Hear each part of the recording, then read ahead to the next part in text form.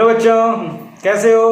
आज का हमारा टॉपिक है magnetic field eight A point on the axis of A current carrying circular coil. आपको याद होगा लास्ट लेक्चर में हम लोगों ने पढ़ा था करंट कैरिंग सर्कुलर कॉइल के सेंटर पे मैग्नेटिक फील्ड कितना होता है, उसके कैसे कैसे केस बन सकते हैं, कैसे न्यूमेरिकल बन सकते हैं, और करंट कैरिंग इनफाइनाइट वायर और सर्कुलर कॉइल को लेके कंबाइंड न्यूमेरिकल कैसे बनते हैं। काफी इंपॉर्टेंट, आपको पता है जेई वगैरह में पूछते हैं, हमने डिस्कस किए थे। आज हम पढ़ेंगे एक्सिस पे न्यूमेरिकल। देखिए, सपोज कीजिए ये मेरे पास एक करंट कैरिंग सर्कुलर कॉइल है, ठीक है।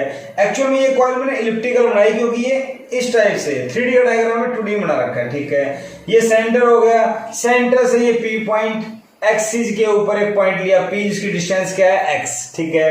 रेडियस क्या मान ली मैंने इसकी r। आगे देखिए, स्मॉल एलिमेंट ले लिया, करंट एलिमेंट AB, समझ रहे हो ना, इस टाइप से आइडियल। क्लियर है, बात समझ में आ गई, ओके। अब इस करंट एलिमेंट की वजह से इस पॉइंट पे मैग्नेटिक फील्ड निकालना है, तो यहां से यहां एक लाइन जोड़ दें, ठीक है। एक्चुअल में क्या हो रहा है, एक्चुअल में ये करंट एलिमेंट तो ऐसे है, तो ये रिंग ऐसे बनेगी, तो यहां कोई एक पॉइंट लिया हमने, समझने की कोशिश करो। ये इस टाइप से मैंने एक आर्क ली और इसकी वजह से इस पॉइंट के ऊपर एंगल बनेगा, तो करंट एलिमेंट तो हुआ ऐसे, करंट तो आया इधर, और ये है ऐसे, तो क्या एंगल आपको 90 दिखाई दे रहा है? नहीं, लेकिन यहां एक कंडीशन है, this R is much less than X.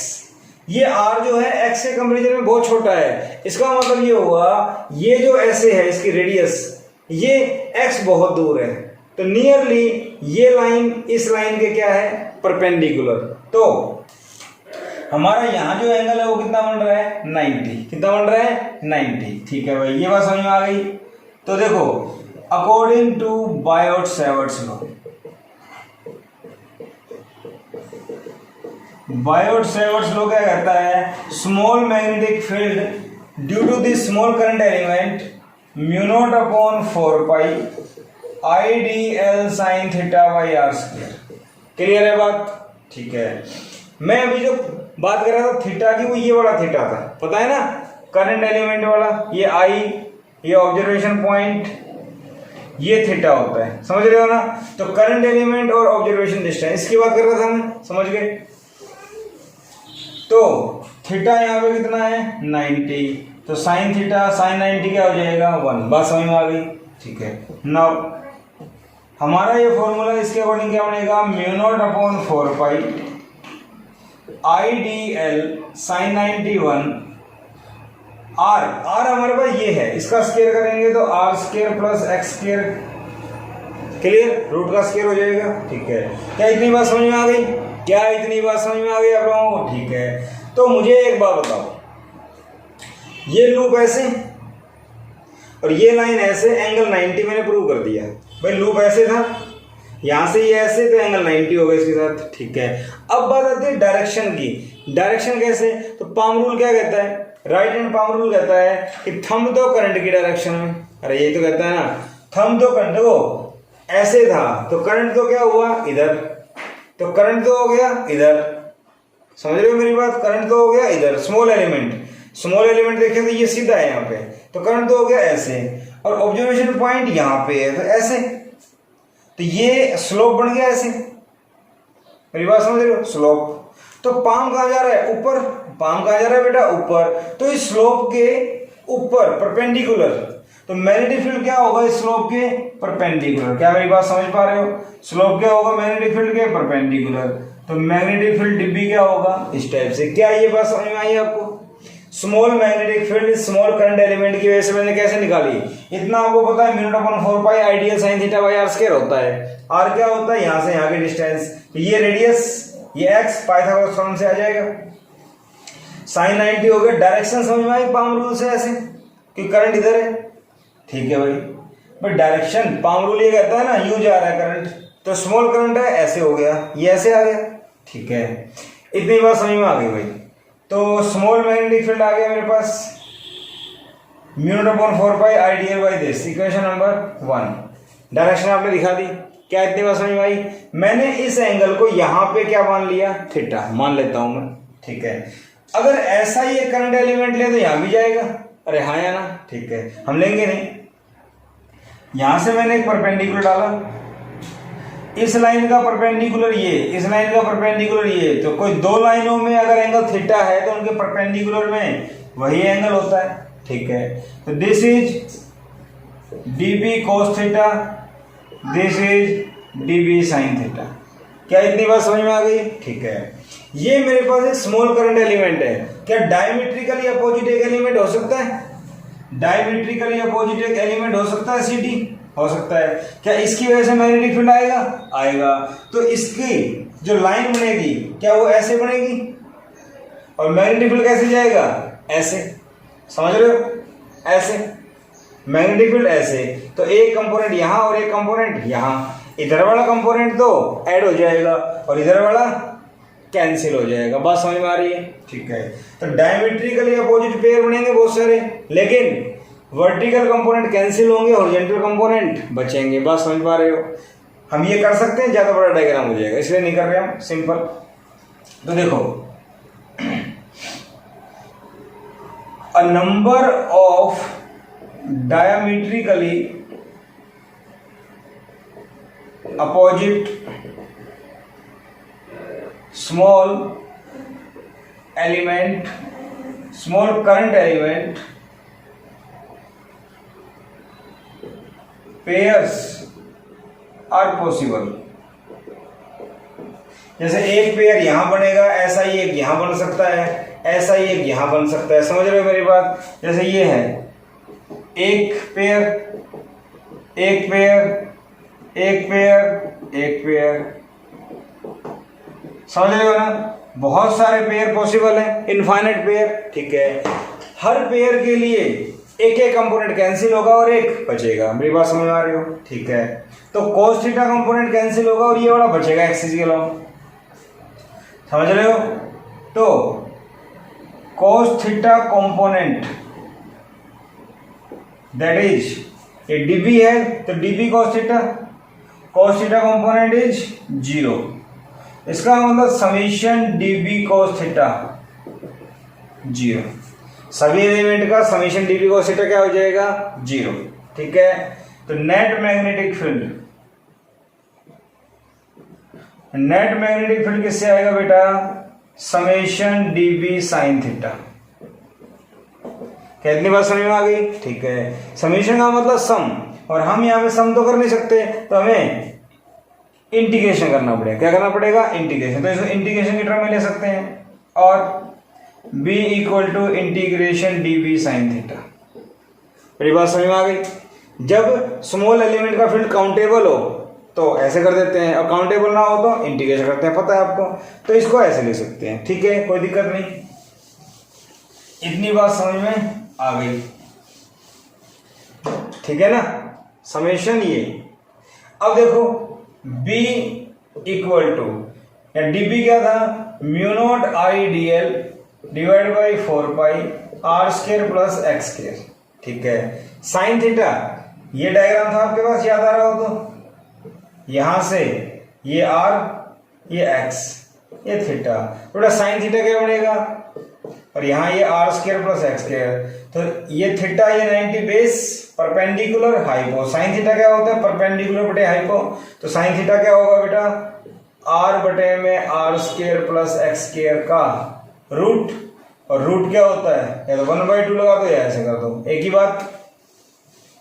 ये बात समझ में आ गई?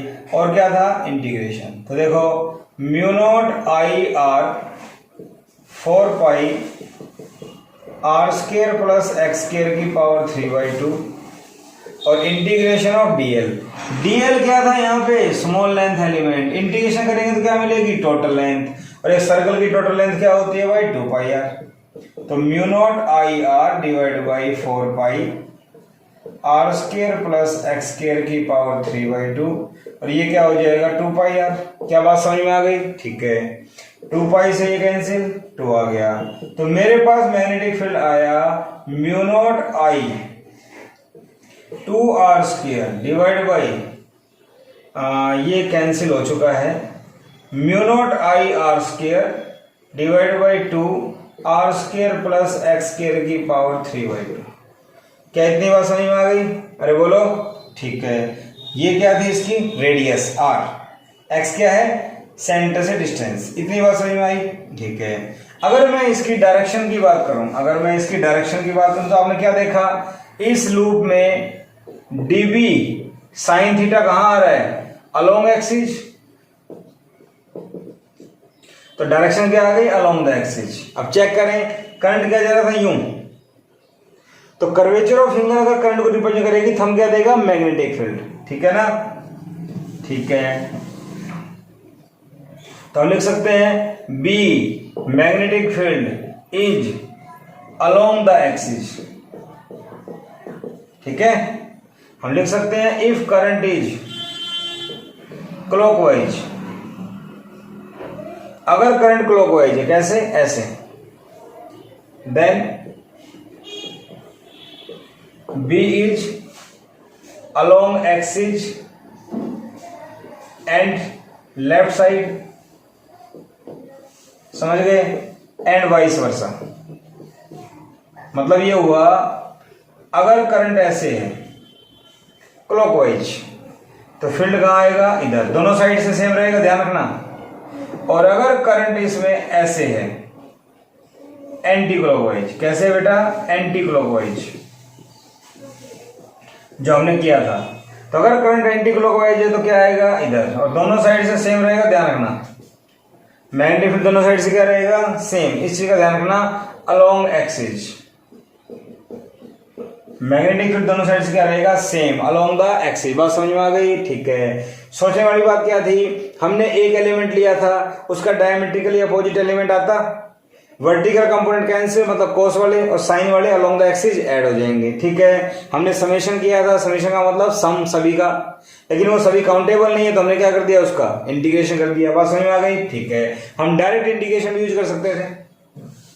भाई इतनी बात मुझे समझ में आ गई, फॉर्मूला मुझे समझ में आ गया, क्या आया? ठीक है, अब देखो मैग्नेटिक फील्ड आया mu not I R square divided by 2 X square plus R square की पावर 3/2। इतनी बात समझ में आ गई। मैं लिखूं इसको अलोंग एक्सिस, इतनी बात ओके है। नाउ म्यू नॉट आई पाई से मल्टीप्लाई कर दो, इसको भी पाई से मल्टीप्लाई कर दो, क्या मैं इसको ऐसे लिख दूं? ठीक है, इसको इक्वेशन नंबर 1 मान लेते हैं। तो इसको मैं लिखूं mu not I pi R square, क्या होता है, area, 2 pi X square plus R square की पावर 3/2। ठीक है, अगर मैं लिख दूं फॉर एंट्रेंस, अगर कोयल में एंटर हो तो, और एंटर हो तो क्या हो जाएगा, B equal to mu nought N I A 2 pi X square plus R square की पावर 3/2। इतनी बात समझ में आ गई? ठीक है, एन आई ए क्या होता था, याद हो तो मैग्नेटिक डायपोल मोमेंट, तो B क्या हो गया, mu nought M upon 2 pi X square plus R square की पावर 3/2। बात समझ में आ गई? अरे बोलो। ठीक है, इतनी बात समझ में आ गई। अगर मैं इसको 4 पाई की टर्म में करूं तो 2 से मल्टीप्लाई कर दो, कैसे, mu nought 2m 4 pi X square plus R square की पावर 3/2। तो एक तो ये m की टर्म में आ रहा है, इसका मतलब ये हुआ कि magnetic field magnetic dipole moment की टर्म में, या एक करंट कैरिंग लूप एक मैग्नेटिक डायपोल की तरह बिहेव करता है। एक current loop behaves as a magnetic dipole। ये हम पीछे पढ़ चुके हैं। वैसे अगर करंट इसमें ऐसे फ्लो कर रहा है क्लॉकवाइज, तो ये कैसे बिहेव करेगा, ये साउथ पोल, कौन सा पोल, साउथ पोल, पीछे पढ़ चुके हैं हम। और अगर इसमें करंट ऐसे है तो ये कौन सा पोल बनेगा, नॉर्थ, समझ गए, नॉर्थ पोल। इसका मतलब एक करंट लूप में नॉर्थ पोल भी आ रहा है, साउथ पोल भी है, इसका मतलब एक मैग्नेटिक डायपोल बनेगा, क्योंकि मैग्नेटिक डायपोल एक करंट कैरिंग लूप का मैग्नेटिक डायपोल मोमेंट क्या होता है, एन आई, ये पीछे पढ़ा था। और उसमें अगर करंट एंटी क्लॉकवाइज है तो नॉर्थ पोल है, क्लॉकवाइज है तो साउथ पोल है, ठीक है ना। तो दोनों पोल उसमें ऑब्जर्व हो जाएंगे। अगर ऊपर से देखने से उसमें नॉर्थ पोल है तो नीचे से देखेंगे तो साउथ पोल दिखाई देगा। तो मैग्नेटिक डायपोल कितना बिहेव करता है और मैग्नेटिक फील्ड डायपोल की फॉर्म में आ सकता है। इतनी बात समझ में आ गई, ठीक है भाई। मैग्नेटिक डायपोल मोमेंट की टर्म में इसको लिखा जा सकता है, ठीक है। नाउ इक्वेशन 1 क्या बन जाएगी, B equal to mu nought NI R square two X square plus R square की पावर 3। जनरल इक्वेशन n क्या है, नंबर ऑफ टर्म्स, लिख सकते हैं इसको, ठीक है। यहां अगर देखें तो ग्राफ कैसे बनेगा, अगर मैं यहां पे R में और B में ग्राफ प्लॉट करना चाहूं तो कैसा ग्राफ आएगा, बात समझ में आ रही है, ठीक है। तो इसके लिए केस लेके चलते हैं कुछ। Case 1, at x equal to 0, अगर x 0 के बराबर है तो x को 0 करो, x को 0 कर दो। x को 0 करेंगे तो क्या आएगा, mu nought NI R square divide by 2, x को 0 करो, r स्क्वायर की पावर 3/2 तो r क्यूब, ये cancel, mu nought NI by 2r। इसका मतलब mu naught I upon 2r, magnetic field at the centre of coil, magnetic field at centre of coil, current carrying coil, बात समझ में आ गई, सेम फॉर्मूला आ गया, ठीक है। इसके बाद देखें case 2, at x equal to infinity, तो x इक्वल टू इन्फिनिटी देखो ये कांस्टेंट है, कुछ भी चेंज नहीं हो सकता, x को इन्फिनिटी समथिंग बटे इन्फिनिटी क्या हो जाएगा, 0। इसका मतलब मैग्नेटिक फील्ड इन्फिनिटी पे 0 हो रहा है, अरे हाँ या ना, मैग्नेटिक फील्ड इन्फिनिटी पे क्या हो रहा है, 0। इतनी बात समझ में आ गई। इसका मतलब r अगर 0 है तो मैग्नेटिक फील्ड सेंटर पे जितना होता है एक करंट कैरिंग सर्कुलर कॉइल के, वो आ जाएगा, इन्फिनिटी में कितना हो जाएगा, 0। इसका मतलब ये ऐसे ग्राफ आएगा,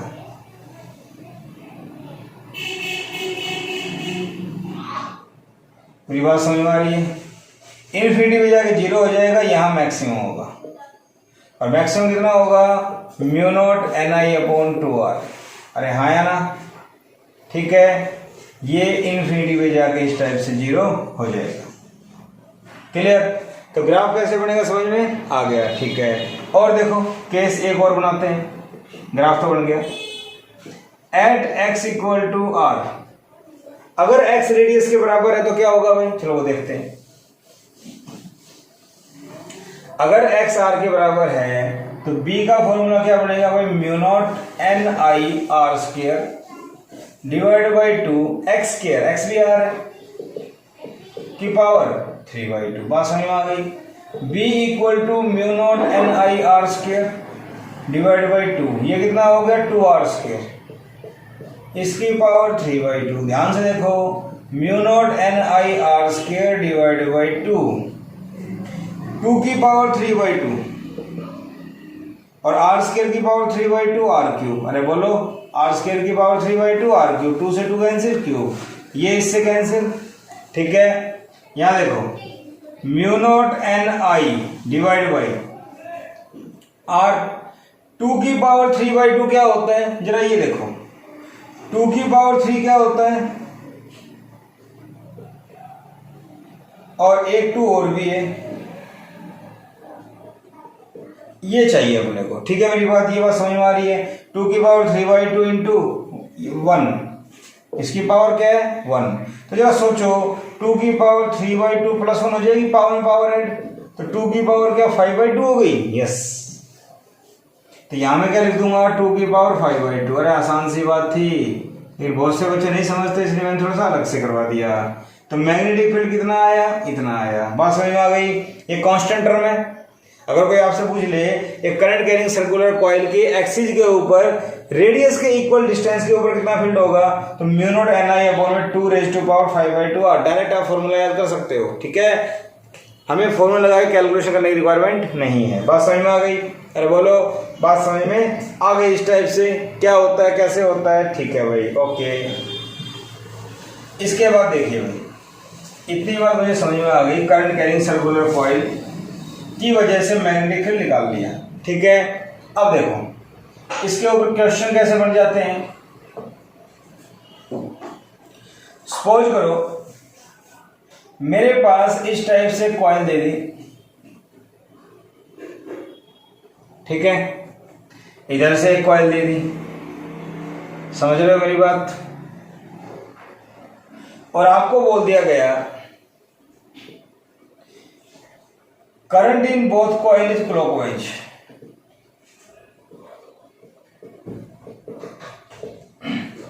current in both coil is clockwise as seen from centre, as seen from point O, ये ओ डैश, ये ओ डबल डैश, इसकी रेडियस r और ये डिस्टेंस 2r, मतलब यहां से यहां तक r और यहां से यहां तक r। बात समझ में आ रही है। दोनों में करंट क्लॉकवाइज दिया हुआ है। दोनों में करंट कैसे दिया हुआ है बेटा? क्लॉकवाइज। यहां भी क्लॉकवाइज, यहां भी क्लॉकवाइज, यहां से देखने से क्लॉकवाइज दिया हुआ है। ध्यान सुनो, मैं यहां खड़ा हूं, इधर से क्लॉकवाइज दिखाई दे रहा है, तो ये कॉइल हो गई पहली बात। अगर करंट ऐसे है तो एंटी क्लॉकवाइज, ऐसे हो गया तो करंट ऐसे हो गया, तो मैग्नेटिक फील्ड कहां जा रहा है? करंट ऐसे इधर जा रहा है, ए बी नाम दे दें, तो इसका मैग्नेटिक फील्ड ऐसे आ गया। बात समझ में आ रही है? क्लॉकवाइज ऐसे, ठीक है। इधर से देखने से इसका क्लॉकवाइज दिखाई दे रहा है, मेरी बात समझ रहे हो? तो इधर से अगर मैं देख रहा हूं तो ऐसे देखूंगा तो एंटी क्लॉकवाइज, ऐसे उल्टा हो गया। अरे बोलो, तो इसका फील्ड कहां दिखाई दे रहा है? इधर। बी बी या स्मॉल ए कर लो, इसको ज्यादा अच्छा रहेगा। ये ए, ये बी, तो ये बी ए, ये बी बी। इतनी बात समझ में आ गई? दोनों का मैग्नेटिक फील्ड समझ में आ गया भाई, अपोजिट आ रहा है। अरे बोलो, ठीक है। तो net magnetic field, find net magnetic field at O. तो भाई पहले वाले का निकालो, बी। तो जब रेडियस के बराबर डिस्टेंस है तो फॉर्मूला क्या आया था अभी? Mu nought N I. अरे बोलो, mu nought N I, N तो यहां पे है नहीं, तो म्यू नॉट आई 2 की पावर 5/2, 2 की पावर 5/2। आर क्या है? ये रहा। बात समझ में आ रही है? नहीं यार, ठीक है। डायरेक्शन क्या आ गई? लेफ्ट। इसी तरह से बी बी की बात करूं तो म्यू नॉट आई, इसमें भी रेडियस और ये बराबर है, तो ये क्या आ गया? 2 की पावर 5/2 आर। इसी डायरेक्शन क्या आ गई? उधर। दोनों का नेट अगर निकालेंगे तो बेटा बी ए प्लस में बी बी, दोनों एक दूसरे के अपोजिट हैं। अगर मैं इसको प्लस का लेके चलता हूं, म्यू नॉट आई अपॉन में 2 की पावर 5/2 आर, तो दूसरा माइनस का हो जाएगा अपोजिट की वजह से। अरे बोलो, तो नेट क्या आ गया? 0। मैग्नेटिक फील्ड कितना आ गया बेटा? 0। बात समझ में आ रही है? अगर कोई कहते बीच में देखने से एक क्लॉकवाइज एक एंटी क्लॉकवाइज, इसका मतलब क्या हुआ? ये क्लॉकवाइज है तो इसमें ऐसे दिखाई दे रहा है, इधर से एंटी क्लॉकवाइज, यहां पे क्लॉकवाइज दिखाई दे रहा है तो ये ऐसे दिखाई दे रहा है, ठीक है। सेंटर से दोनों क्लॉकवाइज दिखाई दे रहे हैं, लेकिन अगर बाहर से देखेंगे तो एक क्लॉक और एक एंटी क्लॉक, देखने का फर्क है। सेंटर से देखेंगे तो दोनों क्लॉक दिखाई देंगे, लेकिन अगर बाहर से देखें कहीं से, तो जैसे यहां से देखा तो एक क्लॉक तो दूसरा एंटी क्लॉक दिखाई देगा। क्लियर है? बात समझ में आ गई? ऐसा एक क्वेश्चन और था, आए हुए क्वेश्चन है, सीबीएसई में जनरली पूछ लेते हैं, नीट में पूछ लेते हैं इस टाइप से, और बच्चे कंफ्यूज हो जाते हैं कि डायरेक्शन क्या लें। समझ रहे हो? क्वेश्चन में साफ साफ गिवन मिलेगा कि बिटवीन द लूप्स अगर हम देखें तो हमें ऐसा दिखाई देगा। मेरी बात समझ रहे हो? बिटवीन द लूप अगर हम देखें तो हमें ऐसा दिखाई देगा, ठीक है। इसी क्वेश्चन को अगर मैं ऐसे लेता हूं, देखो, सपोज करो क्वेश्चन आ जाए, ये आपके पास 2 कॉइल दे दी,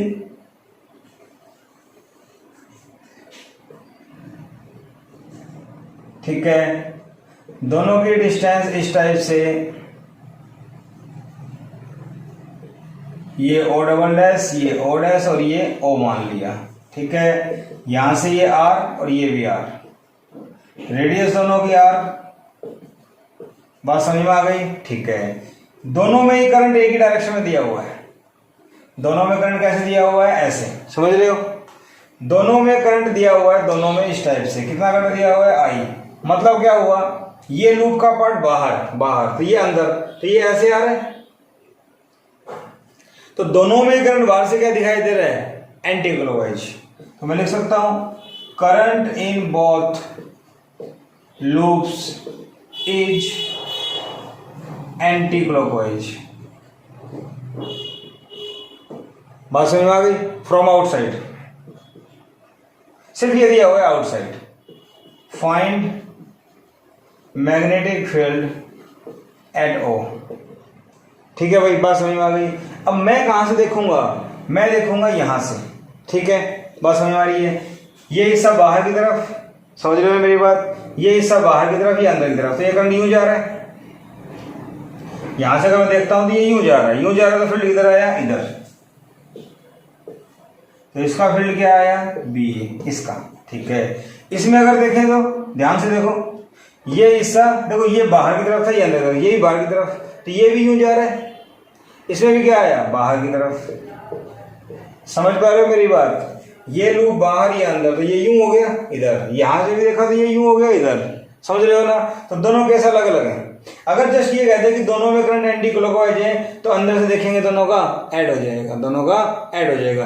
लेकिन अगर ये कहें दोनों में करंट एंटी क्लॉकवाइज है बीच में से देखने से, तो फिर वो अपोजिट होगा। समझ रहे हो ना। ठीक है, तो देखिए बी ए और बी बी, आपको पता है दोनों सेम आने वाले हैं। कितना आएगा, म्यू नॉट आई अपॉन में 2 रेज़ टू पावर 5/2, और रेडियस क्या है r, वही आएगा।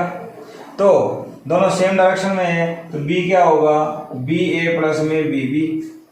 दोनों को अगर ऐड करेंगे twice of mu not I upon में 2 की पावर 5/2 r। समझ गए। ठीक है, तो म्यू नॉट आई अपॉन में 2 की पावर 1 नीचे आएगा, तो -1 2 की पावर 3/2 r। बात समझ में आ गई।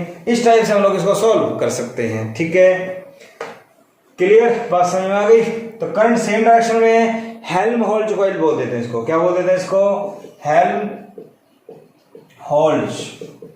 कॉइल्स। हेल्महोल्ट्ज कोई साइंटिस्ट का नाम था, उसने बताया था इनके बारे में। तो हेल्महोल्ट्ज कॉइल बोल देते हैं जिनमें करंट सेम डायरेक्शन में बोला जाता है। ठीक है, इतनी बात समझ में आ गई। ओके, ऐसे क्वेश्चन सीबीएसई में जनरली आ जाते हैं, नीट में पूछ जाते हैं। और देखिए एक काफी पॉपुलर क्वेश्चन है, एक आपको लूप ऐसे दिया हुआ है। ठीक है बेटा, करंट आई, यहां से x डिस्टेंस है, और यहां से ऐसे ही x डिस्टेंस के ऊपर एक लूप और दिया हुआ है आपको। ये o डैश, ये o डबल डैश, इस टाइप से मान लें। ये डिस्टेंस x, दोनों सेम। ये o पॉइंट, ये डिस्टेंस भी x। समझ गए। Find magnetic field at o। O point के ऊपर फील्ड बताओ भाई, ये क्वेश्चन है हमारे पास। अब क्या करें, यहां पे भी करंट ऐसे मान लेते हैं। ठीक है, आई करंट। तो बताओ भाई नेट मैग्नेटिक फील्ड कितना है और कितने एंगल पे होगा, सारी बातें आपको बतानी है यहाँ पे। तो देखो ये ऐसे दिखाई दे रहा है करंट, ये करंट इधर दिखाई दे रहा है। तो एक्चुअली जिधर करंट है ना, इसको आउटवर्ड मान के चलते हैं, ये अंदर। और कई बार आपको ये ऐसे भी मिलेगा, आपको बता दूं मैं, कई बार आपको ये इस टाइप से मिलेगा, और ये लाइन मिलेगी सॉलिड। तो ये डॉटेड है, इसका मतलब पीछे की तरफ है। ये डॉटेड है, इसका मतलब पीछे की तरफ है, ऐसा मिलेगा जनरली आपको। ठीक है, जो लाइन सॉलिड है वो आपकी तरफ है, जो डॉटेड है वो पीछे की तरफ है। ठीक है, कई बार नहीं भी मिलता है, तो करंट वाले को हम क्या मान के चलते हैं, बाहर की तरफ। ठीक है, तो ये अगर बाहर की तरफ है, ये अंदर की तरफ है, तो ये बाहर की तरफ है तो यूं जा रहा है करंट, तो करंट यूं जा रहा है, यूं जा रहा है तो किधर आया, बाहर की तरफ। तो मैग्नेटिक फील्ड क्या आ गया, B1। बोलो भाई। ठीक है, इसका देखो, इसमें करंट यूं जा रहा है, ये बाहर की तरफ, ये पीछे की तरफ, तो ये यूं हो गया, कहां जा रहा है, ऊपर। तो बेटा B2 कहां आ गया, ऊपर की तरफ। कितनी बात समझ में आ गई। ठीक है, दो वेक्टर मुझे पता लग गए। अब दोनों की वैल्यू क्या है, B1 की वैल्यू क्या होगी, म्यू नॉट NI, n तो 1 है। ठीक है, 2x² प्लस में r², r क्या है, रेडियस क्या मान लें इसकी, स्मॉल r। तो x² प्लस r² की पावर 3/2। क्या ये बात समझ में आई। ठीक है, इतनी बात मुझे समझ में आ गई। ठीक है भाई, B2 कितना आएगा, B2 भी यही आएगा, म्यू नॉट आई दोनों में सेम है, 2x² प्लस r² की पावर 3/2। ये भी सेम है दोनों में, दोनों की डायरेक्शन अलग अलग है, दोनों की डायरेक्शन अलग अलग है। अगर मैं इसको बनाऊं, ये आपको दिखाई दिया B2, ये दिखाई दिया B1, तो दोनों बेटा एंगल कितना है 90। क्या बनेगा पैरेललोग्राम, पैरेललोग्राम का रिजल्टेंट क्या आएगा ये B, तो दोनों में एंगल 90 है, तो रिजल्टेंट क्या होगा बेटा B1 का स्क्वायर प्लस में B2 का स्क्वायर, हाँ या ना, ठीक है। और B1 B2 आपको पता है दोनों बराबर हैं, दोनों बराबर हैं, तो ये क्या हो गया B1 स्क्वायर प्लस में B1 स्क्वायर, और B2 को भी B1 कर दिया, तो 2B1 का स्क्वायर क्या आ गया √2B1। क्या ये बात समझ में आई, क्या आ गया ये √2B1। अगर ये √2B1 है तो √2B1 क्या था भाई μ0I/2 x² प्लस r² की पावर 3/2, और √2 अगर हटाओगे तो ये आ जाएगा 2 से हट जाएगा। मेरी बात समझ रहे हो, इतनी बात समझ में आ गई, ठीक है। इसके बाद हम लोगों को क्या चाहिए डायरेक्शन, क्या चाहिए बेटा डायरेक्शन। तो देखो ये हमारा आंसर आ गया नेट मैग्नेटिक फील्ड का, कोई दिक्कत नहीं है, बहुत ही आराम से आसानी से आ गया। अब देखो ये B1 था, ये B2 था, फर्स्ट वेक्टर सेकंड वेक्टर, हम बात करें पैरेललोग्राम लोग की, तो फर्स्ट वेक्टर और रिजल्टेंट के बीच का एंगल क्या मान लें थीटा, तो tan थीटा क्या होगा परपेंडिकुलर बटे बेस, परपेंडिकुलर क्या है B2 बेस क्या है B1, बट B1 और B2 तो बराबर है, B1 और B2 तो बराबर है, तो दोनों को बराबर कर दो 1 आ गया। tan थीटा 1 आया तो थीटा कौन से एंगल में 1 होता है 45, इसका मतलब थीटा कितना आ गया 45, इसका मतलब B1 वेक्टर से जो रिजल्टेंट है वो 45 के एंगल पे है। इतनी बात समझ में आ गई, जो रिजल्टेंट मैग्नेटिक फील्ड है वो B1 vector B1 magnetic field के साथ 45 के एंगल पे है। इतनी बात समझ में आ गई। तो एक करंट कैरिंग सर्कुलर कॉइल की एक्सिस के ऊपर मैग्नेटिक फील्ड निकालना मुझे आ गया, बहुत इंपॉर्टेंट है सीबीएसई पॉइंट ऑफ व्यू से, और इसके ऊपर क्वेश्चन कैसे आएंगे सीबीएसई में कैसे आती है मैंने आपको बता दिया, और यही सेम क्वेश्चन नीट में पूछे जाते हैं, जेईई में पूछे जाते हैं, ठीक है बेटा। इससे बाहर इसमें कुछ नहीं बनता है, अच्छे से प्रैक्टिस कीजिएगा, जहां से जैसा भी क्वेश्चन मिले इस टाइप का प्रॉब्लम सोल्व कीजिएगा। अगर लेक्चर पसंद आया हो तो सब्सक्राइब कीजिए, लाइक कीजिए और शेयर कीजिए। Thank you.